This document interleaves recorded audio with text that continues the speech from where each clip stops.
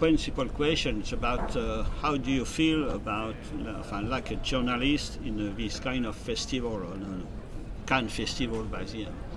Okay, I've been coming to Cannes now for, this would be my 10th year, and I feel like I've very much grown into the experience, and I'm no longer as awed as I used to be by the situation and everything. I no longer feel as much of an imposter as I used to feel. But this year, especially with the disruption of COVID and last year being a different type of festival, this one really felt like we've come back to full strength. Things have changed a little bit, but my experience is always, there's always this routine that I slip into when I come here. I always have my quiche Lorraine in the morning as I walk down from my boulangerie, and I have the usual rush between wanting to do the films and wanting to see the films, and then having to write about the films. And the more films that I watch, the more I have to write about, but the less time I have to write about them. And so that sort of creative chaos begins to get to you. But at some point, you just decide, okay, I'm okay, but I'm really enjoying it. Is it a big thing for in a life journalist to be in Cannes sometimes, or always? I don't know. For me, it's everything, because I started writing journalism primarily for festivals because of festival coverage. So I kind of did it the other way, where I started going to festivals and I thought I should be doing something in order to deserve to be here, and so I started journalism, and then that stretched into the rest of the year, so that I'm now a journalist more or less full time. But yeah, the festival was, for me personally, was massively important. And yeah, a year without Cannes and a year without Venice would be almost unthinkable for me. I mean, it might happen, but it's kind of structures my year, to tell you the truth. So I have Christmas, I have Cannes, I have Venice. Okay, yeah. That's a big foot for you, Cannes, by the end. Oh, absolutely, absolutely, yes. That's the problem with the people between the public and professional. This kind of story, just not exactly, but everybody wants to see, entre guillemets, everybody, but by the end it's not right.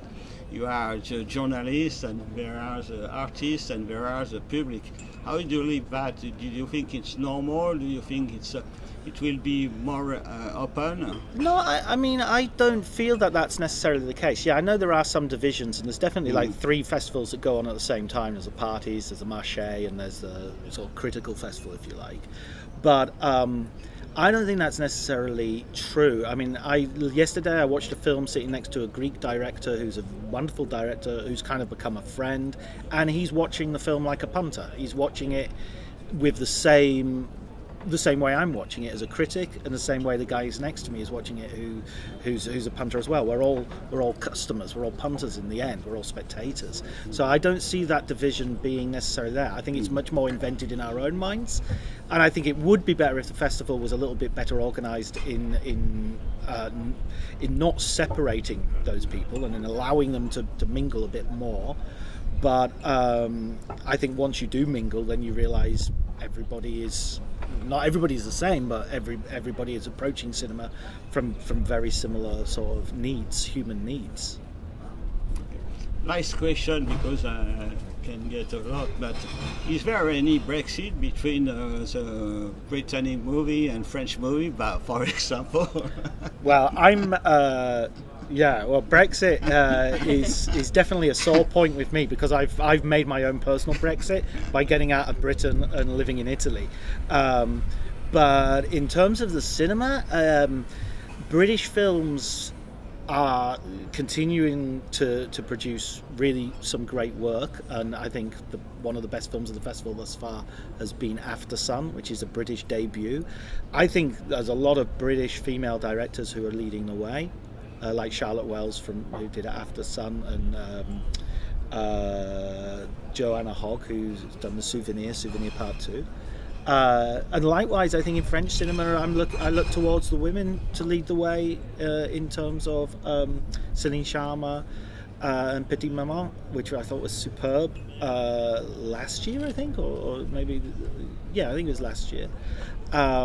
So yeah, I don't see the breakdown so much in nationalities. I think there's plenty of interesting stuff going on. Thank you very much. Thank you. Good answers, right? Yeah, you did great. I don't know. You stopped listening. You were just thinking of the next question.